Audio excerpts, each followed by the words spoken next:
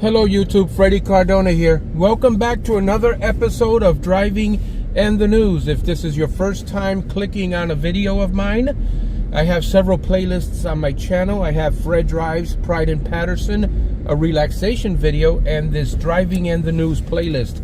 The mission with this playlist is to record history. That's it. Every morning I drive to work, I listen to 1010 Wins, and I bring you with me on this commute. So you're looking at most likely 10 minutes, 11 minutes, sometimes 15 or 20 minutes. It's not super exciting, but we are recording history. So let's get you right into the news. WINS-FM and HD1 New York.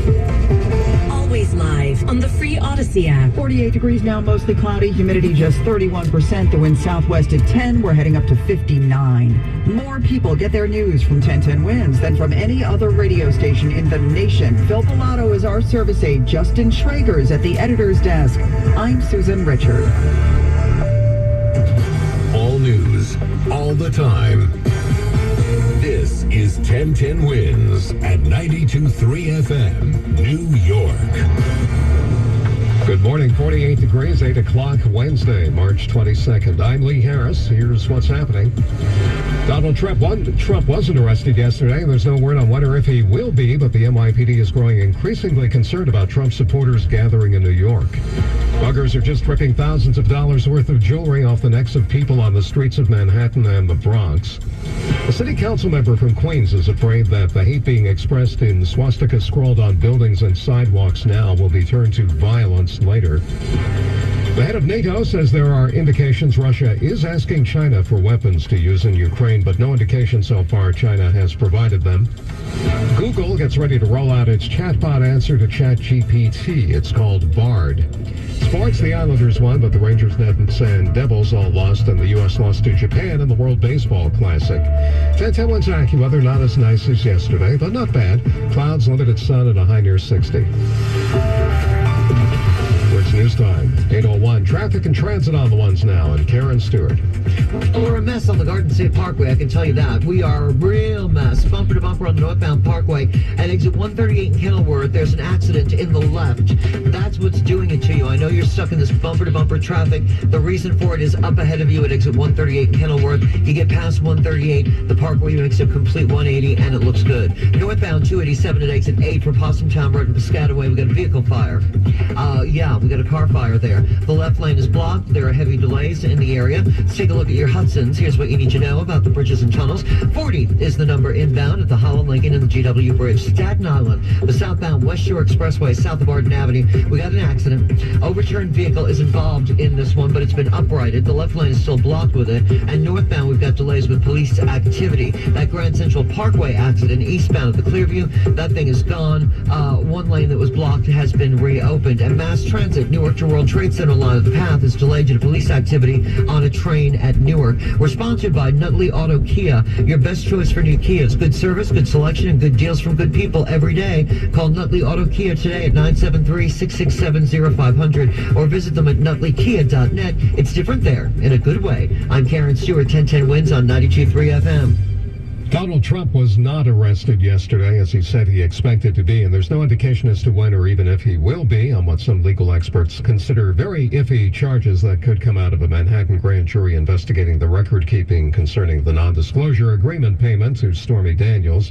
In the meantime, the NYPD is becoming increasingly concerned about supporters of the former president gathering in New York. Glenn Schuck back at Trump Tower this morning with more on that.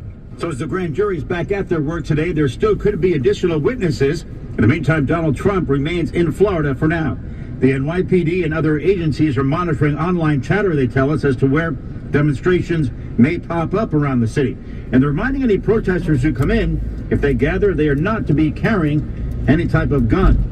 In the midst of all this, there were several bomb threats in Lower Manhattan received yesterday, including at the courthouses. All of those threats turned out to be unfounded. So once the evidence is presented to this grand jury, the panel will then sit and vote on whether or not to indict Donald Trump.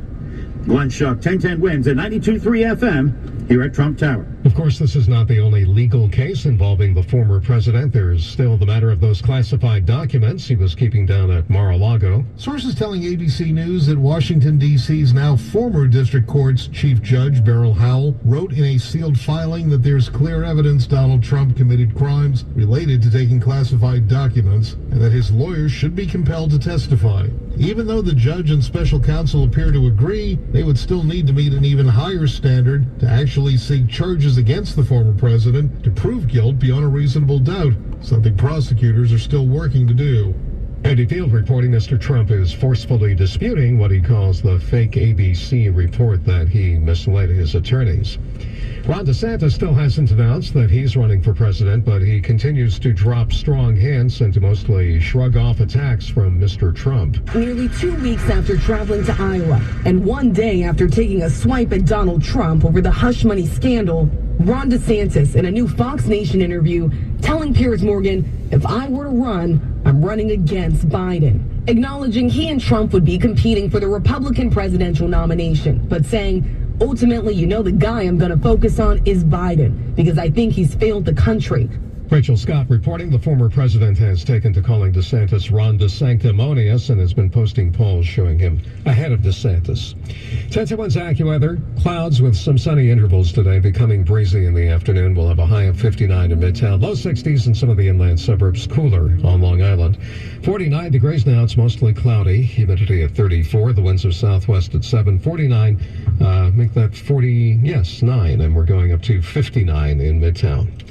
Wearing jewelry in public can be risky business on the streets of New York City these days. Some men and women have found that out the hard way recently, as Samantha Liebman reports from Inwood. The NYPD reporting at least 3 armed robberies in Manhattan and the Bronx earlier this month, including here at the Dyckman Street 1 train station the morning of March 4th. Police say the suspect exited a dark gray BMW X4, entered the station, pistol whipping the victim, then taking necklaces right off of his neck as well as his wallet. Riders here concerned. It's getting bad. That's all I can tell you. Can do it, but the most scared to me is take care of my family.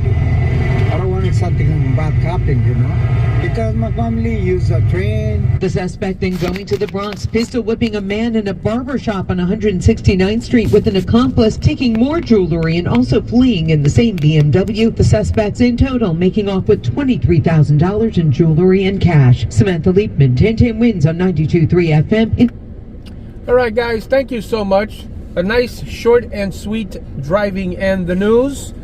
Once again, I wanted to thank you guys for viewing these videos. I am seeing the views and the comments, and I remember I had a viewer comment that I went past him and his wife's newlywed home, the house they lived in when they were newlyweds, and I got a kick out of that. I really did. It's nice to hear that, and I really did enjoy that comment. All right, guys, thank you so much for watching the video and listening to the news with me. I know it's not super exciting, but this is something that I want to do on a daily basis to record history. And I have a child walking on a sidewalk on the left, so I'm going to zoom my camera over this way. All right. Yeah, so this is just these videos are just to record history, so that 4 or 5 years from now, 10 years from now, 15 years from now, you can look back at a random March date and you can hear what was going on in the news on that day. And in some cases, you can listen to the vintage commercials that will have played during that time. All right, guys, thank you once again, and we'll see you on the next Driving and the News.